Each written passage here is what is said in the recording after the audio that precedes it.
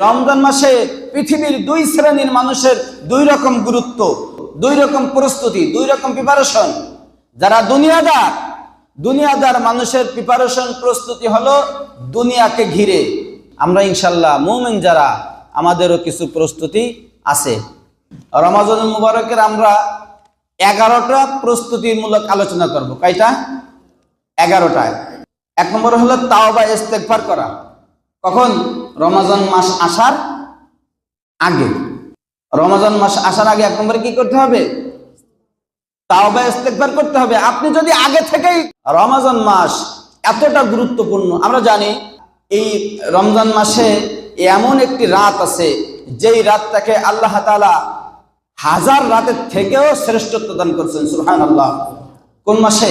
যে রমজান মাস আমাদের সামনে আগত,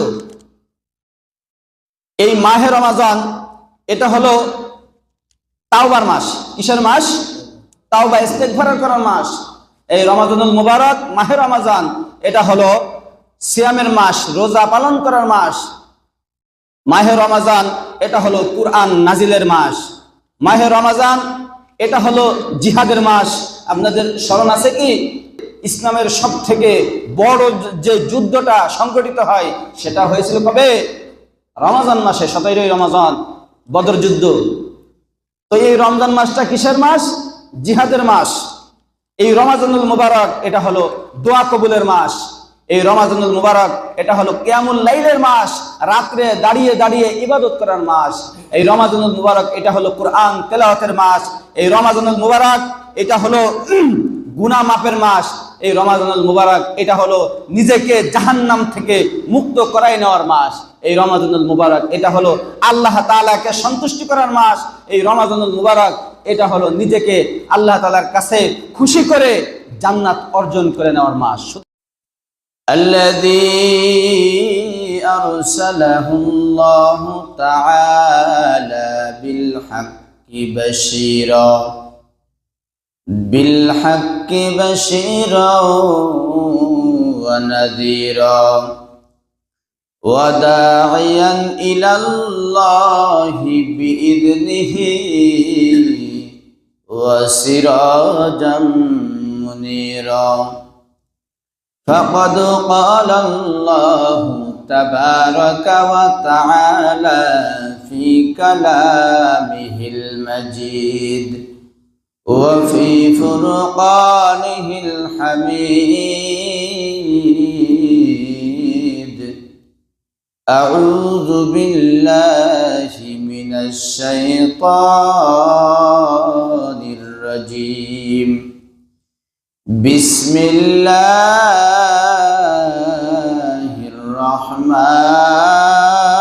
الرحمن الرحيم شهر رمضان الذي أنزل فيه القرآن هدى للناس وبينات من الهدى والفرقان وقال سبحانه وتعالى في شأن حبيبه إن الله وملائكته يصلون على النبي يا أيها الذين آمنوا صلوا عليه وسلموا تسليما اللهم صل على محمد وعلى آل محمد كما صليت على إبراهيم وعلى آل إبراهيم إنك حميد مجيد اللهم بارك على محمد وعلى آل محمد كما باركت على إبراهيم وعلى آل إبراهيم إنك حميد مجيد سبحانك لا علم لنا إلا ما علمتنا إنك أنت العليم الحكيم صدق الله العلي العظيم وصدق رسوله النبي الكريم ونحن على ذلك لمن الشاهدين والشاكرين والحمد لله رب العالمين الحمد لله মহান রব্বুল আলামিনের দরবারে কোটি কোটি শুকরিয়া যে মহান স্রষ্টা আমাদেরকে মহব্বত করে ভালোবেসে একটি বছর পরে আবারও শাবান মাসে রমজানের পূর্ব লগ্নে আমাদেরকে উপস্থিত করেছেন এবং আল্লাহ তাআলার মহান হুকুম জুমা নামাজ আদায় করার জন্য আমাদেরকে আগে আগে আল্লাহ তাআলার ঘর মসজিদে উপস্থিত করেছেন। সেই জন্য সেই পবিত্র দরবারে শুকরিয়া জ্ঞাপন করি। সবাই জোরে সরে বলি আলহামদুলিল্লাহ। মহান রব্বুল আলামিন আমাদেরকে যে গুরুত্বপূর্ণ একটি নিয়ামত দান করেছেন এবং সামনে যে একটি নিয়ামত দান করতেছেন, এই নিয়ামতটা এটা আল্লাহ তাআলা শুধুমাত্র মুমিন যারা ঈমান পিপাসু, যারা নেক কাজ করার জন্য, সওয়াবের কাজ করার জন্য বেশি আগ্রহী, যারা জাহান্নামের ভয়ে ভীত, যারা জান্নাতের প্রত্যাশী, এ জাতীয় মানুষদের জন্য এটা একটা সুবর্ণ সুযোগ। আমরা গতদিনে বলতেছিলাম যে যেমনিভাবে কৃষকের কয়েক মাস পরিশ্রমের পরে ফসল ঘরে তোলার একটা সময় আসে, ফসল ঘরে তোলার যে সিজন আসে, মুমিনদের জন্য রমজান মাস হলো ফসল ঘরে তোলার একটা সিজন। তো এই রমজানুল মুবারক আমাদের সামনে আগত। এই রমজান মাসের আসার আগে আমাদের কিছু প্রস্তুতি গ্রহণ করা দরকার। দেখবেন দুনিয়ার মানুষ প্রত্যেকটা কাজ, যত কাজ, যেই কাজগুলোকে গুরুত্বপূর্ণ মনে করে সেই কাজগুলোর ব্যাপারে তার আলাদা রকমের আগে থেকে একটা প্রস্তুতি থাকে। কিন্তু যারা আল্লাহ তাআলার জাহান্নামের সেই রকম ভয় করে না, যারা জান্নাতের প্রতি এত বেশি আগ্রহ নাই, তারা এই জিনিসগুলো বুঝতে চাইবে না, এই জিনিসগুলোর মর্যাদা এর কদর তারা বুঝবে না। তবে আল্লাহ তাআলাও যারা ঈমানদার, বিশেষ করে তাদেরকেই এই জিনিসগুলো বলছেন এবং তাদের জন্যই হলো এই নিয়ামতটা। যারা ঈমানদার, যারা মুমিন, তাদের জন্যই এই নিয়ামত। যারা ঈমানদার না, তাদের জন্য তাদেরকে আল্লাহ তাআলা বলেন না। আল্লাহ তাআলা বলেন ইয়া আইয়ুহাল্লাযীনা আমানু কুতিবা আলাইকুমুস সিয়াম, হে ঈমানদারগণ, তোমাদের উপর রমজানের রোজা ফরজ করা হয়েছে। এই কথা বলছেন কাদেরকে? যারা ঈমানদার তাদেরকে। ঈমানদার বলতে যারা ঈমান আনছে তাদেরকে। এই কথা বলেন না ইয়া আইয়ুহান নাস কুতিবা আলাইকুমুস সিয়াম, হে মানুষ সকল, তোমাদের উপর রমজানের রোজা ফরজ করা হয়েছে।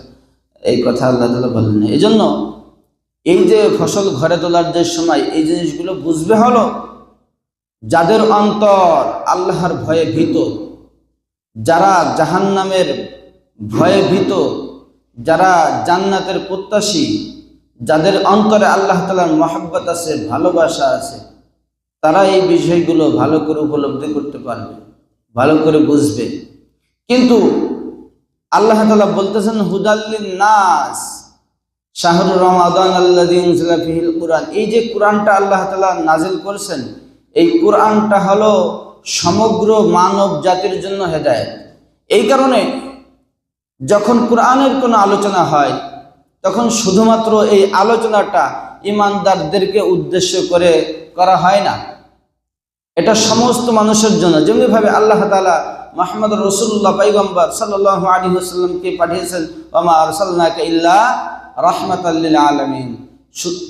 যতগুলো জগৎ আছে আল্লাহ তাআলার সৃষ্টি, আল্লাহর সৃষ্টির যতগুলো জগৎ আছে, আল্লাহ তাআলা রব্বুল আলামিন তিনি যতগুলো জগতের প্রভু, আল্লাহ তাআলা যতগুলো জগতের পালনকর্তা, মুহাম্মদুর রাসূলুল্লাহ সাল্লাল্লাহু আলাইহি ওয়াসাল্লাম তিনিও ততগুলো জগতের জন্য রহমত স্বরূপ। বলি সুবহানাল্লাহ। আল্লাহ তাআলা বলছেন আলহামদুলিল্লাহি রাব্বিল আলামিন, প্রশংসা সেই মহান রবের যিনি জগৎ সমূহের পালনকর্তা। অন্যদিকে বলছেন ওয়ামা আরসালনাকা ইল্লা রাহমাতাল লিল আলামিন। ওইখানেও আলামিন শব্দ, এইখানেও আলামিন শব্দ। এই আলামিন শব্দের অর্থ হলো জগৎ সমূহ। আল্লাহ তাআলা সৃষ্টির যত জগৎ আছে সমস্ত জগতের পালনকর্তা হলেন রব্বুল আলামিন। আর আল্লাহ সৃষ্টির যতগুলো জগৎ আছে সমস্ত জগতের রহমত স্বরূপ হিসেবে আল্লাহ তাআলা পাঠিয়েছেন মুহাম্মদ রাসূলুল্লাহ সাল্লাল্লাহু আলাইহি ওয়াসাল্লামকে। সুতরাং আল্লাহ রাসূলও দাওয়াত দেওয়ার ক্ষেত্রেও ঈমানদার কাফেরের মধ্যে তারতম্য করেন নাই, ভেদাভেদ করেন নাই। ঠিক আল্লাহ তাআলা কোরআনটাও নাযিল করেছেন সবার জন্য। তিনিও শুধুমাত্র ঈমানদার যারা তাদের জন্য, হ্যাঁ বিধান যারা পালন করবে, হেদায়েত, কোরআনটা হেদায়েত হিসেবে আসছে সমস্ত মানুষের জন্য। কিন্তু কোরআনটা নাজিল হওয়ার পরেই এর যে বিধানগুলো, এর যে উপকার, এর যে কল্যাণ, এটা পাবে একমাত্র ঈমানদার যারা তারা। এই জন্য এই যে সামনে যে রমাদান মাস আসতেছে, এই রমজান মাসের গুরুত্ব কত, সুবহানাল্লাহ। রমজান মাস এতটা গুরুত্বপূর্ণ। আমরা জানি যে এই মাহে রমাজান, এই রমাজানুল মুবারক, এইটা এই রমজান মাসে এমন একটি রাত আছে যেই রাতটাকে আল্লাহ তাআলা হাজার রাতের থেকেও শ্রেষ্ঠত্ব দান করছেন, সুবহানাল্লাহ। কোন মাসে? যে রমজান মাস আমাদের সামনে আগত, এই মাহে রমাজান, এটা হলো তাওবার মাস। কিসের মাস? তাওবা, ইস্তেগফার করার মাস। এই রমাজানুল মুবারক মাহে রমাজান এটা হলো সিয়ামের মাস, রোজা পালন করার মাস। মাহে রমাজান এটা হলো কুরআন নাজিলের মাস। মাহে রমাজান এটা হলো জিহাদের মাস। আপনাদের স্মরণ আছে কি ইতিহাসের মুসলমানদের যে শুরু লগ্নে মুসলমানদের যে বিপর্যয় ছিল, যে কঠিন মুহূর্ত, সেই মুহূর্তে ইসলামের সব থেকে বড় যে যুদ্ধটা সংগঠিত হয় সেটা হয়েছিল কবে? রমজান মাসে, 17 রমজান, বদর যুদ্ধ। তো এই রমজান মাসটা কিসের মাস? জিহাদের মাস। এই রমাজানুল মুবারক এটা হলো দোয়া কবুলের মাস। এই রমাজানুল মুবারক এটা হলো কিয়ামুল লাইলের মাস, রাত্রে দাঁড়িয়ে দাঁড়িয়ে ইবাদত করার মাস। এই রমাজানুল মুবারক এটা হলো কুরআন তেলাওয়াতের মাস। এই রমাজানুল মুবারক এটা হলো গুনাহ মাফের মাস। এই রমাজানুল মুবারক এটা হলো নিজেকে জাহান্নাম থেকে মুক্ত করাই নেওয়ার মাস। এই রমাজানুল মুবারক এটা হলো আল্লাহ তাআলাকে সন্তুষ্টি করার মাস। এই রমাজানুল মুবারক এটা হলো নিজেকে আল্লাহ তাআলার কাছে খুশি করে জান্নাত অর্জন করে নেওয়ার মাস। সুতরাং এই রমাজানুল মুবারকে আমরা যারা রমাজানের গুরুত্ব বুঝি, আমাদের আগে থেকে প্রস্তুতি নেওয়া দরকার আছে কিনা বলেন? অবশ্যই নেওয়া দরকার আছে। বলতেছিলাম, যারা যেই কাজটাকে বেশি গুরুত্ব দেয় তারা সেই কাজের আগে থেকে বেশি প্রিপারেশন, বেশি প্রস্তুতি গ্রহণ করে কিনা দেখবেন। এই যে বর্তমানে আমাদের সামনে নির্বাচন আসতেছে, এই নির্বাচনে সব মানুষ কি একরকম? কেউ দেখবেন যে নিজের মতো যা ইচ্ছা তাই করতেছে, কি হবে না হবে তাতে তার কিছু যায় আসে না। আবার কেউ নির্বাচন নিয়ে প্রচুর ব্যতিব্যস্ত। কারণ কি? কারণ এইটাকে সে যথেষ্ট পরিমাণে কি দিয়েছে? গুরুত্ব দিয়েছে। কথা বুঝতেছেন কিনা? এটাকে কি করেছে? যথেষ্ট পরিমাণে গুরুত্ব দিয়েছে বিধায় সে এইটার ব্যাপারে আগে থেকে প্রস্তুতি। আপনি জিজ্ঞেস করবেন একজন খেটে খাওয়া মানুষ যার নির্বাচনের ব্যাপারে কোনো মাথা ব্যথা নাই, জিজ্ঞেস করবেন, অনেকে বলতেই পারবে না কত তারিখে নির্বাচন। জিজ্ঞেস করবেন নির্বাচনের কতদিন বাকি আছে, বলতে পারবে না। কিন্তু একজন রাজনীতিবিদ, একজন যারা নির্বাচন নিয়ে ব্যতিব্যস্ত তাদের কাছে জিজ্ঞাসা করবেন, তাদের জিজ্ঞেস করবেন কি বারে, তাও বলতে পারবে, কত তারিখে তাও বলতে পারবে, জিজ্ঞেস করবেন আর কতদিন বাকি আছে তাও বলতে পারবে, পারবে কি না? কেন? কারণ হলো নির্বাচনটা তার কাছে গুরুত্বপূর্ণ। একজন তার মেয়ে বিবাহ দেবে, আগের থেকে প্রস্তুতি নাই কিনা? আগের থেকে প্রস্তুতি নাই, আমার মেয়ে বিবাহ দিতে হবে, তো বিবাহের কত তারিখে জানা থাকে, আর কতদিন বাকি আছে জানা থাকে, আর বিবাহের জন্য কাকে কাকে দাওয়াত দিতে হবে, কাকে কে কে বাদ আছে, সবসময় তার মাথায় শুধু এই একটাই চিন্তা, আর মাত্র এই কয়দিন বাকি আছে আমার মেয়ের বিবাহ। কি বলেন? এভাবে করে যারা যেটাকে বেশি গুরুত্ব দেয়, দেখবেন রমজান মাস আসতেছে, এই রমজান মাসে পৃথিবীর দুই শ্রেণীর মানুষের দুই রকম গুরুত্ব। কয় শ্রেণীর মানুষের? দুই শ্রেণীর মানুষের দুই রকম গুরুত্ব, দুই রকম প্রস্তুতি, দুই রকম প্রিপারেশন। যারা দুনিয়াদার মানুষের প্রিপারেশন প্রস্তুতি হলো দুনিয়াকে ঘিরে। রমজান মাস আসতেছে, ব্যবসায়ী যারা, তাদের একরকম প্রস্তুতি। কি বলেন? ব্যবসায়ী তো কত বড় কাজ, জুতার ব্যবসায়ী 2-3 মাস আগে থেকে তার যে কর্মচারী আছে তাদের কি বলে ছুটি বন্ধ, সামনে রমজান আসতেছে, এইটাই তো বিক্রয়ের সময়। যারা কাপড়ের ব্যবসায়ী তারা 2-3 মাস আগে থেকে কর্মচারীদের ছুটি বন্ধ, কেন? সামনে রমজান আসতেছে, এটাই তো বিক্রয়ের সময়, অর্থ উপার্জন করার সময়। আবার আরেকদিকে আমাদের যে মহিলারা আছে তারাও আগে থেকে অনেক প্রিপারেশন, এটা কিনতে হবে, ওটা কিনতে হবে, সেটা কিনতে হবে, মার্কেটে যাইতে হবে, ওখানে যাইতে হবে, সেখানে যাইতে হবে, ইত্যাদি ইত্যাদি। কিন্তু যারা মুমিন, কথা বুঝতেছেন কথা? দুই ধরনের মানুষের দুই রকম প্রস্তুতি। যারা দুনিয়াদার তাদের প্রস্তুতি হলো দুনিয়াকে ঘিরে। দেখবেন আপনাদের এদিকে গ্রামাঞ্চলে তো ওই রকম হিড়িক পড়ে না, আমাদের ওই দিকটায় দেখা যায় একেবারে ছোট ছোট যে বাজারগুলো আছে সেইখানেও একটা দোকানে, সেখানে আপনি যাবেন, আপনি পুরুষ মানুষ, আপনার পা দেওয়ার জায়গা নাই। শুধু রমজান মাসটা আসতে দেন, দেখবেন যে আপনি বাজার ঘাটে আপনার কোনো কি নাই, চান্স নাই। যে কোনো জায়গায় যাবেন সেইখানে আপনি পা দেওয়ার সুযোগ পাবেন না, সব জায়গায় মহিলাদের ভিড়। এই অনেক সময় রমজান মাসে হুজুররা কালেকশন করে কিনা, করে, তো দেখা যাচ্ছে কি যে ওই কালেকশন করতে গেলে ওই দূর থেকে আমরা হুজুররা যদি কি করি, যদি কোনো কিছু কিনতেও যাই তো ওই বলে হুজুর এখন দেওয়ার সময় নাই, কাস্টমার অনেক বেশি। আমরা তো কেনাকাটা করার জন্য গেছি, কিন্তু দেখা যাচ্ছে কি ওই তারা আমাদেরকে ওইটা মনে করে দূর থেকে তাড়াই দিচ্ছে। মেইন কাস্টমার হলো কারা? মহিলারা। ওইখানে আমাদের কোনো সুযোগ নেই। আর আপনি যদি একটু রুচিশীল মানুষ হন সেখানে তো আপনি যাইতেই পারবেন না, কারণ আমাদের মতো মানুষের ওইখানে যাওয়ার কোনো কি নেই, সুযোগ নেই, কারণ এত পরিমাণ মহিলা, সেখানে আমাদের যাওয়ার কোনো সুযোগ নেই। তো রমজান মাসটা আসতেছে, এক এক শ্রেণীর মানুষের এক এক রকম প্রস্তুতি।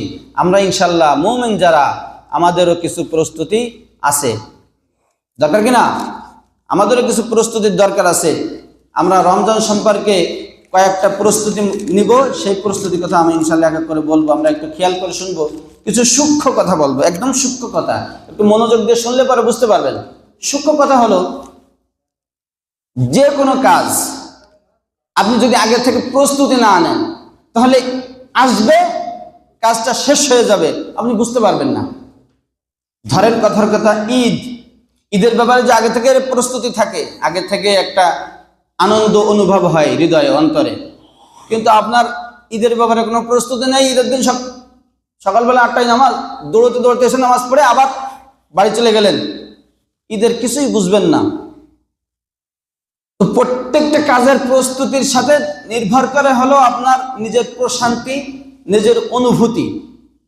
অনেকে দেখবেন যে মসজিদে আসে একদম শেষ দিকে, এসেই আবার কি করে, এই কোনো রকমে নামাজ সালাম ফেরানোর পরে এমন ভাবে দৌড় বের হয়ে যায়, মনে হয় যেন জেলখানা থেকে বের হলে, এই 1 বছর 2 বছর জেল খাটছে, যত আগে যে যার আগে বের হয়ে পারে।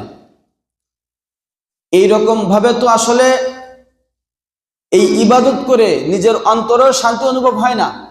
আপনি আজানের আরো 15-20 মিনিট আগে থেকে প্রস্তুতি নেবেন, দিনের শুরুতে আপনার মনে থাকতে হবে আজ জুমার দিন, আপনার কাজগুলো ঠিক তেমনি ভাবে হতে হবে। হওয়ার পরে আপনি যখন জুমার নামাজের আজানের আগে আপনি যখন চলে আসবেন, আজান হবে, 4 রাকাত 6 রাকাত 10 রাকাত নামাজ পড়বেন, নামাজ পড়ার পরে বসে থাকবেন, তখন আপনার কাছে এটা জান্নাতের বাগান মনে হবে। কিন্তু আপনি যখন আসবেন শেষে কোনো রকমের সালাম ফিরে আবার দৌড় দেবেন, এটা তো আপনার কাছে সেই যেই লোকটা আগে আগে এসে বসে আছে তার যে অনুভূতি, তার যে হৃদয়ের আত্মতৃপ্তি, এটা তো আর আপনি পাবেন না। ঠিক তেমনি ভাবে রমাজানুল মুবারক যখন শাবান মাসে আমরা আসি, যখন রমজান আসবে তার আগে থেকে আমরা যদি প্রস্তুতি না নেই, তাহলে রমজান আসার পরে, রমজানের যে আসার পরে কি করণীয়, করার পরে সেখানে কি আমার লাভ হবে কি ক্ষতি হবে, সেটা বুঝতে বুঝতেই রমজান চলে যাবে, যদি আপনি আগে থেকে প্রস্তুতি না নিতে পারেন। এজন্য আমরা ইনশাল্লাহ রমাজানুল মুবারকের কয়েকটি প্রস্তুতিমূলক আলোচনা করব ইনশাল্লাহ। রমাজানুল মুবারকের আমরা 11টা প্রস্তুতিমূলক আলোচনা করব। কয়টা? 11টায়। 1 নম্বরে খেয়াল করে শুনবেন, 1 নম্বরে হলো তাওবা ইস্তেগফার করা। কখন? রমজান মাস আসার আগে। কথা বুঝতেছেন না? রমজান মাস আসার আগে 1 নম্বরে কি করতে হবে? তাওবা ইস্তেগফার করতে হবে। আপনি যদি আগে থেকেই 2, 4, 5, 10টা মামলার আসামি হন, তাহলে আপনার এই নিজের এই মামলা মোকদ্দমা চালাইতে রমজান মাস শেষ। কাজে এই রমজান মাস আসার আগে আল্লাহ তাআলার কাছে ক্ষমা চেয়ে তওবা করে ইস্তেগফার করে নিজের গুনাহ আল্লাহ তাআলার কাছ থেকে কি করে নিতে হবে? মাফ করাই নিতে হবে।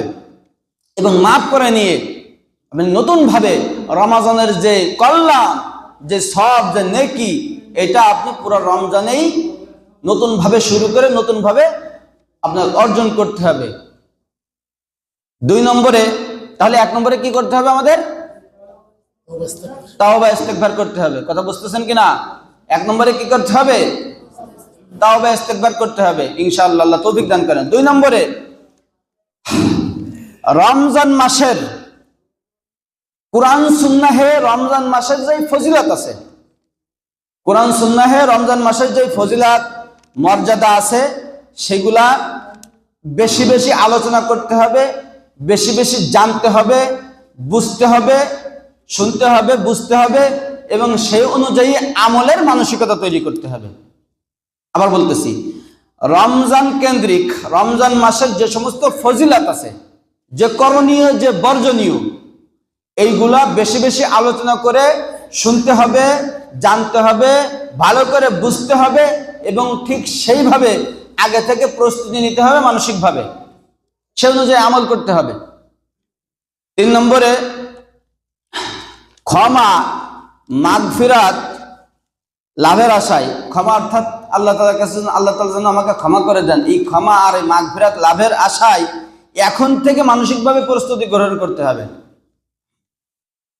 মানে এমন ভাবে প্রতিজ্ঞা করতে হবে, আগে থেকে মানসিকভাবে প্রস্তুতি নিতে হবে। কিরকম? চিন্তা করতে হবে যে আমি আগের রমজানগুলো যেভাবে হেলাই খেলাই কাটাইছি, এই রমজানটা আমি সেইভাবে হেলাই খেলাই কাটাবো না। এই রমজানকে আমি অবহেলিতভাবে চলে যেতে দেব না। এই রমজানে আমার ব্যবসা বাণিজ্য হোক আর না হোক, আমার কর্ম চালু থাকুক আর না থাকুক, আমার আয় হোক আর না হোক, আমার লস হোক আর লাভ হোক, কি বলেন? বুঝতেছেন? আমার যাই হয়ে যাক, এই রমজানে আমি আমাকে নিজেকে জাহান্নামের তালিকা থেকে আমার নামটা আল্লাহ তাআলার কাছে দোয়া করে আমি মুছাই নিতেই হবে। এই রমজানে যেমনেই হোক আল্লাহ তাআলাকে আমার সন্তুষ্টি করতেই হবে। এই রমজানে যেমনেই হোক আল্লাহ তাআলার কাছে থেকে দোয়া করে আমাকে জান্নাতের উপযুক্ত করতেই হবে। এই মানসিকতা, এই প্রতিজ্ঞা রমাদানুল মুবারক আসার আগে শাবান মাসের মধ্যেই নিজেকে মানসিকভাবে এভাবে প্রস্তুত করতে হবে। 3 নম্বর গেল। 4 নম্বরে গুরুত্বপূর্ণ, অনেক সময় রোজা কাজা হয়ে যায় না? যায় নাকি? রোজা কাজা হয়ে যায় সফরে থাকার কারণে অথবা অসুস্থতা জনিত কারণে, যে কোনো কারণে। তো মাসাইল হলো, রমাদানুল মুবারকের রোজা যদি কাজা হয়ে যায়, তো পরবর্তী রোজা রমজান আসার আগে এই রমজানের কাজাগুলো আদায় করে না, 2টা 4টা 5টা যা হোক, এগুলো কি করতে হবে? আদায় করতে হবে। তো এই বিষয়টা একটু মহিলাদেরকে জানান দিতে হবে, কারণ হলো বেশিরভাগ ক্ষেত্রে মহিলাদের কাজা হওয়ার সম্ভাবনা থাকে, থাকে কি না? থাকে। এই কারণে মহিলাদেরকে জানাতে হবে যে শাবান মাসের মধ্যেই, এই পরবর্তীতে রমজান আসতেছে, এর আগেই তোমার যদি কোনো রোজা কাজা থাকে সেগুলো তুমি আগে থেকে আদায় করে নাও। আজ হলো 17ই রমজান, সেই হিসেবে আমরা এখনো প্রায় 12 দিন পাবো ইনশাআল্লাহ। 13 দিনও পাইতে পারি, তবে 12 দিন সম্ভাবনা আছে, 13 দিনের সম্ভাবনা আছে, 12 দিন হতেও পারে, 13 দিন হতে পারে, নাও পারে। আচ্ছা, তাহলে 4 নম্বরে আমাদের কি করতে হবে? আগের রমজানগুলোর যে রোজা কাজা যদি হয়ে থাকে সেগুলো আমাদের এই সামনের রোজা আসার আগে, সামনের রমজান আসার আগে এগুলো কি করতে হবে? আদায় করে নিতে হবে। 5 নম্বরে গুরুত্বপূর্ণ একটা কথা, রমজানে আল্লাহ তাআলা প্রতিটা রমজান মাসে, বলতেছিলাম রমজান গুনাহ মাফের মাস, বলতেছিলাম রমজানুল মুবারকে আল্লাহ তাআলা হাজার হাজার লাখ লাখ কোটি কোটি মানুষকে জাহান্নাম থেকে মুক্তি দিয়ে দেন। এক কথায় সাধারণ ক্ষমা ঘোষণা করেন। সুবহানাল্লাহ বলবেন না? এই রমজান মাসে আল্লাহ তাআলা প্রতিদিন সাধারণ ক্ষমা ঘোষণা করেন। তবে এই সাধারণ ক্ষমা পাওয়ার জন্য আমাদেরকে 2টা জিনিস থেকে মুক্ত হতে হবে। কয়টা জিনিস? এই 2টা জিনিস যদি আমার মধ্যে থাকে তাহলে আমি ওই সাধারণ ক্ষমা পাবো বলে আশা করতে পারি না। তাহলে এই 2টা জিনিস জানার দরকার কি না? অবশ্যই দরকার।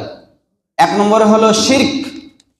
আমি যদি এমন কোনো কাজ করে থাকি যেই কাজের দ্বারা আমার শিরক হয়ে গেছে, আমি যদি এমন কোনো কাজ করে থাকি যেই কাজের দ্বারা আমার শিরক হয়ে গেছে, এমন কোনো কথা বলেছি যে কথার দ্বারা আমার শিরক হয়ে গেছে, তাহলে নতুনভাবে তওবা করে নতুনভাবে কালেমা পড়ে ঈমান আনতে হবে।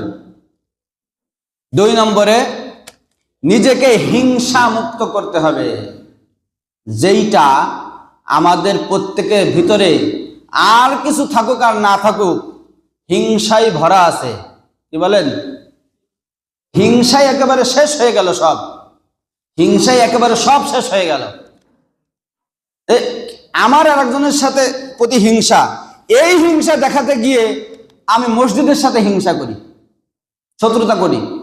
আমার একজন ব্যক্তির প্রতি রাগ আছে, তার সাথে তার হিংসার কারণে আমি মাদ্রাসার সাথে শত্রুতা করি। আমার একজন ব্যক্তির পরে রাগ আছে, সেই কারণে ইমাম সাহেবের সাথে শত্রুতা করি। কেন? ইমাম সাহেব যে তার সাথে বসে চা খাইছে। হ্যাঁ, ইমাম সাহেব আমার রহমত আলীর পরে রাগ আছে, তাই দেখি যে ইমাম সাহেব যে রহমতুল্লাহর সাথে একসাথে বসে চা খাচ্ছে, তাই ইমাম সাহেবের পরে রাগ, হিংসা দেখাতে হবে। এই হিংসায় একেবারে সব শেষ হয়ে যাচ্ছে।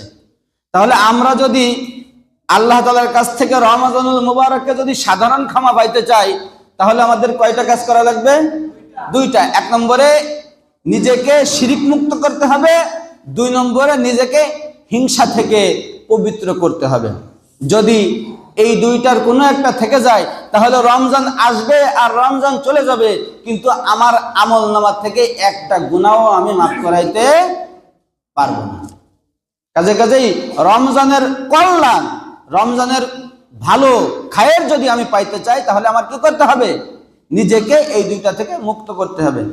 7 নম্বরে রোজা সম্পর্কে, রোজার যে বিধান, রোজার মাসাইল ফজিলত আমরা তো সবাই পরিপূর্ণভাবে জানি, নাকি বলেন? হ্যাঁ বলে না, নাও বলে না।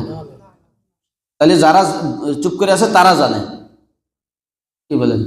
বলে যারা চুপ করে আছে তারা জানে, আর যারা না বলছে শুধুমাত্র তারা জানে না। তাহলে জিজ্ঞাসা করি, আমি জিজ্ঞাসা করবো নাকি? হ্যাঁ, তাহলে মাসাইল ফজিলত সবার জানা না, জানা নেই। তাহলে রমজান আসার আগে রমজানের যে মাসাইল গুলো আছে, রোজার যে মাসাইল গুলো আছে এগুলো জানতে হবে। আপনি রোজা রাখতেছেন কিন্তু রোজা ভাঙ্গের কারণে আপনি জানেন না, তাহলে রোজা ভেঙে গেছে না রোজা তাজা আছে বুঝবেন কি করে? দেখা যাচ্ছে একটা কিছু করে ফেলছেন যার দ্বারা রোজা ভেঙে যায়, আপনি তো জানেন না কি করলে রোজা ভাঙ্গে, তাই না? তাহলে রোজার যে মাসাইল গুলো আছে এইগুলা, রোজার যে ফজিলত আছে এগুলা রমজান মাস আসার আগেই আমাদের এগুলা ভালো করে জেনে নিতে হবে। কথা বুঝতেছেন কি? আচ্ছা, এরপরে 8 নম্বরে 7 নম্বরে হলো আরো এর থেকে গুরুত্বপূর্ণ। অনেক সময় দেখবেন যে রোজা যখন চলে যায় তখন আফসোস হয়, আরে এই রমজান মাসে এই কাজের জন্য আমি এই রোজাটা ভালো করে, এই 30টা রোজা 29টা রোজা আমি ভালো করে রাখতে পারলাম না, আরে আমি এই কাজের জন্য আমি তারাবির নামাজগুলো সবগুলো পড়তে পারিনি, আরে এই কারণে আমি একটু কোরআন তেলাওয়াত করতে পারতাম কিন্তু করতে পারিনি, ইত্যাদি ইত্যাদি বিভিন্ন আফসোস। হয়তো অনেকের আফসোস হয় না, যে যে ধরনের মানসিকতার মানুষ তার সেরকম চিন্তা ভাবনা, কিন্তু কথা হলো আমাদের এখন যাচাই করতে হবে যে গত রমজানে আমার কি কি কারণে আমি রমজানের হক পরিপূর্ণভাবে আদায় করতে পারিনি, সেইগুলো আমার খুঁটে খুঁটে বাঁচতে হবে, যাচাই করতে হবে যে আমার কি কি কারণে, আমি কোন কারণে 30টা তারাবি পড়তে পারলাম না, আমি কোন কারণে, কোন কাজের কারণে আমি 30টা রোজা রাখতে পারলাম না, আমি কোন কাজের কারণে রাতে দাঁড়ায় দাঁড়ায় ইবাদত করতে পারলাম না, আমি কোন কাজের কারণে, আমার কোন কাজের কারণে, এমন কোন বিশেষ কাজ ছিল যেই কারণে আমি কোরআন তেলাওয়াত করতে পারি কিন্তু কোরআন তেলাওয়াত করতে পারলাম না, কোন কাজের কারণে আমার ইতিকাফে বসার নিয়ত ছিল কিন্তু আমি ইতিকাফে বসতে পারলাম না। এই জিনিসগুলো বাছাই করে, যাচাই করে, খুঁজে বের করে রমাদানুল মুবারক আসার আগে এর প্রত্যেকটা সমাধান আগেই করে বলতে হবে, যাতে করে এবার রমজানে আমাদের এই ধরনের সমস্যা না হয়। কথা বুঝলেন তো? আল্লাহ তাআলা তৌফিক দান করেন। এরপরে রমজান মাস যেহেতু সামনে আসতেছে, তার আগে অনেক সময় দেখবেন যে রোজা একটা রেখে অনেক কষ্ট হয়ে যায় বিভিন্ন কারণে। তারপরে যেমন ধরেন এই যে গত দেখলাম যে এই রোজার এক দুইটা দিনের রোজা হলো শবে বরাতে, এই সময় অনেকে রোজা রাখছে, ইফতারি করার কথা মনে নেই, হয়েছে না এরকম? ইফতারি করার কথা মনে নেই। কেন মনে নেই বলতে পারেন? কারণ হলো হঠাৎ হঠাৎ রোজা রাখছে তো, এই কারণে মনে নেই। তো যদি আরো 4-5টা আগে থেকে রাখা হতো তাহলে কি হতো? ওই রকম ভুল হতো না। অথবা রোজা রেখেছে, দুপুরবেলা বাড়ি গিয়ে ঘরে গিয়ে খাওয়া শুরু করে দিয়েছে, মনে নেই। এই জন্য রোজা আসার আগে রোজার চর্চা, রোজার প্র্যাকটিস, রিহার্সাল করতে হবে। শুধু রোজার না, রমজান মাসের যতগুলি আমল আছে এই আমলের আগে থেকে রিহার্সাল করতে হবে, যাতে করে রমাদানুল মুবারকে আমার কোনো আমলের কোনো ঘাটতি না হয়। আগে থেকে প্র্যাকটিস করতে হবে, আগে থেকে চর্চা করতে হবে। এটা হলো 8 নম্বর। 9 নম্বরে রমজান মাসের 24 ঘন্টার একটা রুটিন করতে হবে, এটা আরো বেশি জরুরি। আপনি রমজান মাসের সকালটা, প্রতিদিন সকাল আপনার কিভাবে যাবে, দুপুরটা কিভাবে যাবে, রাত্রে বিকাল কোন টাইমে আপনি কি করবেন, যদি আপনি এটা আগে থেকে রুটিন করতে পারেন, ইনশাআল্লাহ আপনার নিজের যে দৈনন্দিন কাজ আছে এই কাজগুলোর মধ্যেও কোনো ক্ষতি হবে না এবং ইবাদত আমলের মধ্যেও আপনার কোনো ক্ষতি হবে না, যদি আমরা টাইম একটা রুটিন করে নিতে পারি। ধরেন কথার কথা, একজন মানুষ তার ঘের আছে, তো ঘেরে সে রমজানের আগে ঘেরে যাইতে হলো ফজর নামাজ পড়ে, তো এখন তো ফজর নামাজের পরেই ঘেরে যাইতে পারবে না, অথবা সে নিয়ে সিস্টেম করে নিল যে আমি ফজর নামাজের পরই আমি কি করব, আমার ঘেরের যে কাজ আছে সেগুলো আমি আগেই শেষ করে আসব। এভাবে করে যার যে কাজ আছে সেই কাজগুলো যদি সে কি করতে পারে, রুটিন মোতাবেক করতে পারে, তাহলে ইনশাআল্লাহ কোনো আমলের মধ্যে তার কোনো ঘাটতি হবে না ইনশাআল্লাহ। এটা হলো 9 নম্বর। 10 নম্বর প্রস্তুতি হলো, আমরা এখন তো অনেক কিছুই অন্যের উপর নির্ভরশীল ছেড়ে দিছি। চাঁদ দেখাটাও কাদের উপরে ছেড়ে দিছি? হিলাল কমিটির উপরে, চাঁদ দেখা কমিটির উপরে ছেড়ে দিছি। এই চাঁদ দেখা কমিটির উপরে এই আমলটা ছেড়ে দেওয়ার কারণে আমরা প্রত্যেকেই একটা সুন্নাত থেকে বঞ্চিত হয়ে যাচ্ছি। কারণ সুন্নাত হলো যে চাঁদ দেখাও একটা সুন্নাত। আল্লাহ রাসূল বলছেন যে তোমরা চাঁদ দেখে রোজা রাখো আর চাঁদ দেখে রোজা ছাড়ো, চাঁদ দেখে রোজা রাখো আর চাঁদ দেখে রোজা ছাড়ো। কিন্তু আমরা কি করি? আমরা আছে খবর দেখে রোজা রাখি আর খবর দেখে রোজা ছাড়ি, অথবা মোবাইল দেখে রোজা রাখি আর মোবাইল দেখে রোজা ছাড়ি। তাহলে ওই সুন্নাত থেকে আমরা বঞ্চিত হয়ে গেলাম কিনা? আবার আল্লাহ রাসূল বলছেন মান তামাসসাকা বিসুন্নাতি ইনদা ফাসাদু মা, আল্লাহ রাসূল তো জানতেন যে সময়ের সাথে সাথে উন্নতি, প্রগতি, প্রযুক্তির কারণে মানুষ অনেক কিছু আস্তে আস্তে বাদ দিয়ে দেবে। এই এক সময় কোদাল দিয়ে মাটি কাটতো, পুকুর কাটতো, এখন ভেকু দিয়ে কাটা শুরু হয়ে গেছে। এভাবে কত কাজ প্রযুক্তির কারণে মানুষের হাত থেকে মেশিনে চলে যাচ্ছে না? যাচ্ছে। এই যে আমরা যে কোরআন পড়ি, এই কোরআন হাত দিয়ে লেখা, একটা সময় হাত দিয়ে লেখা লাগতো, এখন হাত দিয়ে আর লেখা লাগে না, এখন কম্পিউটারে দাও, টাচ করে বেরিয়ে আসবে পুরা একটা আস্ত কোরআন। তো এইভাবে করে আল্লাহ রাসূল জানতেন তো তিনি বলছেন যে এরকম জামানা যখন আসবে, যখন এর সুন্নাতগুলো মানুষ বাদ দেওয়া শুরু করবে, সুন্নাত মানুষ যখন বাদ দেওয়া শুরু করবে, সেই সময়ে যদি আমার কোনো উম্মাত আমার কোনো সুন্নাতকে যদি তাজা রাখতে পারে, কোনো একটা সুন্নাত যখন সবাই ছেড়ে দিয়েছে, এরকম কোনো একটা সুন্নাতকে সে যদি চালু রাখে, তাহলে আল্লাহ রাসূল বলেন যে সে 100 গলা কাটা শহীদের সওয়াব পাবে। সুবহানাল্লাহ বলবেন না? 100 গলা কাটা শহীদ। কারণ হলো কি যে এখন এমন একটা সময় আছে যখন মানে মানুষ সবকিছু অন্যের উপর ছেড়ে দেওয়া শুরু করছে, ইবাদত বন্দেগীর ক্ষেত্রেও। এই যে দেখলেন গতদিন ওই কি বললেন আমাদের মেম্বার সাহেব, উনি একটা অভিযোগ তুললেন যে হুজুর ওই যে যারা এই যে দোয়া চেয়ে পাঠায় না, ওই কথা নিয়ে আমরা সর্বরাতে আমরা আলোচনা করলাম না ব্যাপারটা। তো ওই দোয়াও আরেকজনের কাছে ছেড়ে দিয়েছে যে আমার আব্বা অসুস্থ, তো তুমি দোয়া করিয়ে দাও। এই যে ব্যাপারগুলো মানুষ যখন অন্যের উপরে ছেড়ে দেওয়া শুরু করবে, সেই সময় যখন কোনো ব্যক্তি একটা সুন্নাতকে এইভাবে জীবন্ত রাখবে, তখন আল্লাহ রাসূল বললেন সে 100 গলা কাটা শহীদের সব। গলা কাটা শহীদ বোঝেন আপনারা? যুদ্ধ করতে করতে নিজের গলাও কাটা গেছে যুদ্ধের ময়দানে। প্রথমে হাত কাটা গেছে, পরে পা কাটা গেছে, চোখ একটা চলে গেছে, কান একটা চলে গেছে, হ্যাঁ, পার অর্ধেক কেটে গেছে। এই অবস্থায় তারপরে যুদ্ধ করতেছে, তারপরে কি নিজে যুদ্ধ করতে করতে কারো না কারোর হাতে মারা গেছে, শহীদ হয়ে গেছে। এইরকম 100 গলা কাটা শহীদের সওয়াব হবে যদি কোনো ব্যক্তি একটা সুন্নাতকে জীবিত রাখতে পারে, চালু রাখতে পারে।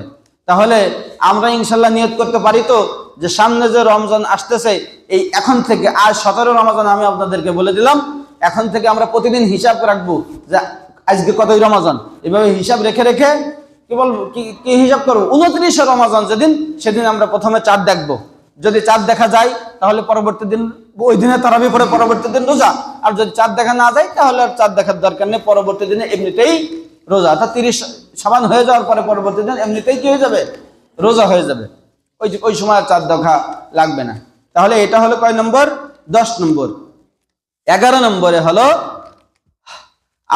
11 নম্বর যে আমাদের যে রমজানের আগে থেকে যে প্রস্তুতি নিতে হবে, সেটা হলো আল্লাহর কাছে বেশি বেশি দোয়া করতে হবে।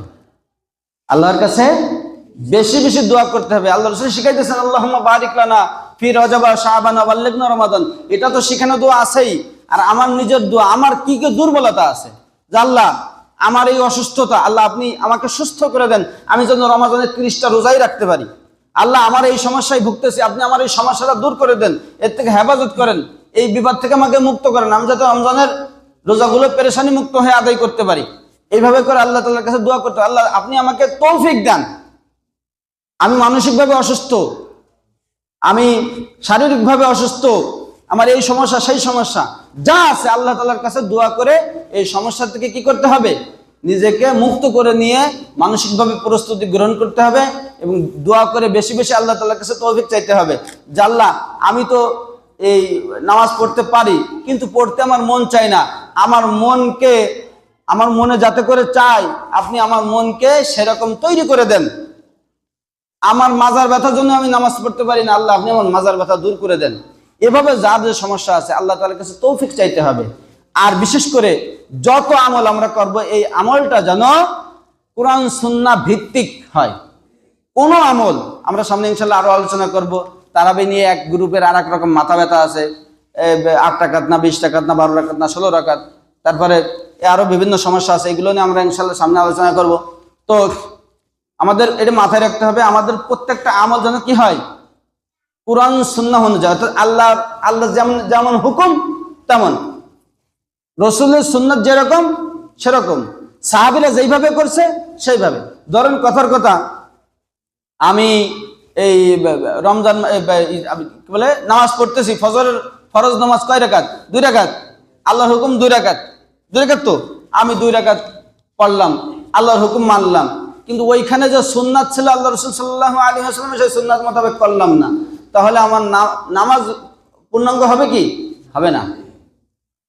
এভাবে 3টা জিনিস আমাদের খেয়াল রাখতে হবে। 1 নম্বরে আল্লাহ তাআলার হুকুম যেরকম, আল্লাহ রাসূলের সুন্নাত যেরকম, আর সাহাবীরা যেইভাবে করছে। সাহাবীদের কথা কেন আসতেছে? কারণ হলো আল্লাহ রাসূল সাল্লাল্লাহু আলাইহি ওয়াসাল্লাম সব আমল নিজে করাই দেখাই যাইতে পারেন নাই। সব আমল, কে কথা বলতেছে? সব আমল নিজে করাই দেখা যেতে পারেন নাই। যে অনেকগুলো আমল আছে যেগুলো সাহাবীরা করছেন, কাজে কাজে সাহাবীরা যেইভাবে যে আমল করছেন আমাদেরকে সেইভাবে সেই আমল করতে হবে। পরিশেষে আর একটা কথা বলি আমি, 5 মিনিট সময় আছে না এখনো?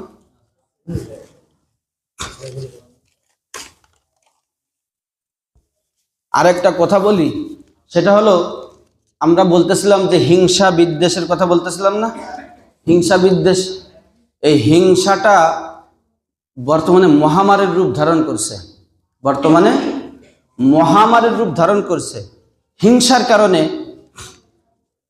আমার ভাই, আমরা 2 ভাই, তো হিংসার কারণে আমাদের মনে করেন যে 2 ভাইয়ের 10 বিঘা সম্পদ বাপ রেখে গেছে। এই 10 বিঘা সম্পদ যদি 2 ভাগ সমানভাবে বন্টন করে নেই তাহলে কি হবে? উভয়ে 5 বিঘা করে পাবে। কিন্তু আমি চাচ্ছি যে আমার আরেক ভাই যাতে করে আমার মতো এত স্বাবলম্বী হতে না পারে। তাহলে কি করা যায়? তাহলে ওরটা আমি ছিনিয়ে নেব অথবা ওর ধ্বংস হয়ে যাক। এখন যখন আমি জোর করে নেওয়ার চেষ্টা করেছি, যে আমি চিন্তা করি আমি 6 বিঘা নেব, ওকে আমি 4 বিঘা দেব। এখন তো দ্বন্দ্ব শুরু হয়ে গেছে। এইবারে বিচারালয় যাও, এদিকে মামলা মোকদ্দমা করতে করতে অলরেডি 4 বিঘার টাকা 2 ভাইয়ের গেছে। মামলা মোকদ্দমা করতে করতে 4 বিঘার টাকা 2 ভাইয়ের চলে গেছে। লস হচ্ছে কিনা? হচ্ছে। পরবর্তী গিয়ে এবার যখন বিচারকের কাছে বিচার দায়ের করছে, বিচারক শেষমেশ এমন বিচার করছে ওখান থেকে আরো 2 বিঘা চলে গেছে। শেষমেশ যেখানে 5 বিঘা করে পাওয়ার কথা পেয়েছে 4 বিঘা করে। উপরন্ত ইতিপূর্বে আগে খরচে আরো 4 বিঘার 5 বিঘার টাকা চলে গেছে। এটা কিসের কারণে? হিংসার কারণে। আমি আপনাদেরকে বলি, আমরা সবাই মুসলমান কিনা? আমরা সবাই তো মুসলমান। এই মুসলমান কথাটা আপনাদের হ্যাঁ বলতে লজ্জা লাগতেছে নাকি? জোরে বলেন, আমরা তো মুসলমান। মুসলমান হিসেবে আমরা কি চাই? যেই আল্লাহ আমাদেরকে সৃষ্টি করেছেন সেই আল্লাহর হুকুম চলবে নাকি কোনো ব্যক্তির হুকুম চলবে? যেই আল্লাহ আমাদেরকে সৃষ্টি করেছেন আমরা তো সেই আল্লাহর গোলামি করব, তাই তো? তাই যদি হয় তাহলে আমার আপনার সাথে দ্বন্দ্ব থাকতে পারে, আপনার প্রতি আমার রাগ গুসা থাকতে পারে, কিন্তু তাই বলে আমরা আল্লাহ রাসূল সাল্লাল্লাহু আলাইহি ওয়াসাল্লাম যেইভাবে আমাদেরকে দিক নির্দেশনা দিয়েছেন, সাহাবীরা আমাদেরকে যেই পথ দেখাই গেছেন, আল্লাহ তাআলা যেই অর্ডার করেছেন, যেই হুকুম করেছেন, সেইগুলা বাদ দিয়ে আমরা ব্যক্তি রেশারেশির কারণে কেন ইসলামের বিপক্ষে ভূমিকা নেব? আমার কথা বুঝতেছেন কিনা?